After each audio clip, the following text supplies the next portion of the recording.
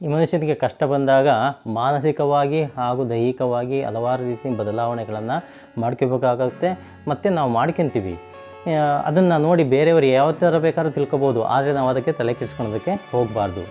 ಒಂದು ಸಲ ಒಂದು ಸಂಸಾರ, ಪುಟ್ಟ ಸಂಸಾರ, ಅಪ್ಪ ಇರಲಿಲ್ಲ, ಅಮ್ಮ, ಮಗಳು ಮತ್ತು ಮಗ 3 ಜನ ಇರ್ತಾರೆ. ಸರಿ, ಮಗಳನ್ನು ತುಂಬ ಪ್ರೀತಿಸ್ತಾ ಇರ್ತಾರೆ ಅಮ್ಮ. ಒಂದು ಸಲ ಏನೋ ಒಂದು ಕಾಯಿಲೆ ಬಂದುಬಿಟ್ಟು ಮಗಳು ತೀರಿ ಹೋಗ್ಬಿಡ್ತಾಳೆ. ತೀರಿ ಹೋದ್ಮೇಲೆ ಏನಾಯ್ತು, ಅಮ್ಮನಿಗೆ ತಲೆ ಕೆಟ್ಟೋಗ್ಬಿಡುತ್ತೆ, ಅವರಿಗೆ ಜ್ಞಾಪಕ ಶಕ್ತಿ ಹೊರಟೋಗ್ಬಿಡುತ್ತೆ, ಅವರ ಮುಖದಲ್ಲಿ ನಗು ಅನ್ನೋದಿರೋದಿಲ್ಲ. ಮಗ ತುಂಬ ತೊಂದರೆಗೆ ಸಿಗಾಕೊಂಡ್ಬಿಡ್ತಾನೆ, ಅಮ್ಮ ಮಾತಾಡ್ತಾ ಇಲ್ಲ, ಹೇಗೆ ಮಾಡೋದು ಅಂತ ಹೇಳ್ಬಿಟ್ಟು ಅವನಿಗೆ ತುಂಬ ಕಷ್ಟ ಆಗುತ್ತೆ.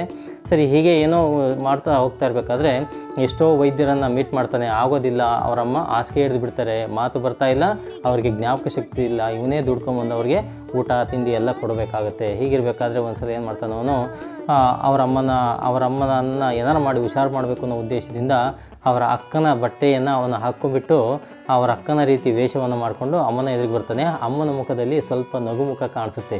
ಅದನ್ನು ನೋಡಿಬಿಟ್ಟು ಅವನು ಡೈಲಿ ಅದೇ ಥರ ಮಾಡೋಕ್ಕೆ ಪ್ರಾರಂಭ ಮಾಡ್ತಾನೆ. ಜನ ನೋಡಿಬಿಟ್ಟು ಇವನನ್ನು ಹೇಗೆ ಇವನು ಹುಡುಗಿ ಥರ ಆಗ್ತಾಯಿದ್ದಾನಲ್ಲ ಅಂತೇಳ್ಬಿಟ್ಟು ತುಂಬ ಆಡ್ಕೊತಾರೆ, ಆದರೆ ಅದಕ್ಕೆ ಅವನು ತಲೆ ಕೆಡ್ಸ್ಕೊಳೋದಿಲ್ಲ. ಅದೇ ಥರ ಮಾಡ್ತಾ ಮಾಡ್ತಾ ಅವರಮ್ಮ ತುಂಬ ಚೇತರಿಕೆಯನ್ನು ಕಾಣ್ತಾರೆ, ಅವನು ತುಂಬ ಖುಷಿ ಆಗ್ತಾನೆ ಮತ್ತು ಅವರಮ್ಮ ಚೆನ್ನಾಗ್ತಾರೆ. ಹಾಗೆ ನಾವು ಕೂಡ ಅಷ್ಟೇ, ಬೇರೆಯವರು ಆಡ್ಕೊತಾರೆ ಅಂತ ಹೇಳ್ಬಿಟ್ಟು ನಾವು ಜೀವನ ಮಾಡೋದಲ್ಲ, ನಮಗಿಷ್ಟ ಆದ ರೀತಿಯಲ್ಲಿ ನಾವು ಬದುಕಬೇಕು.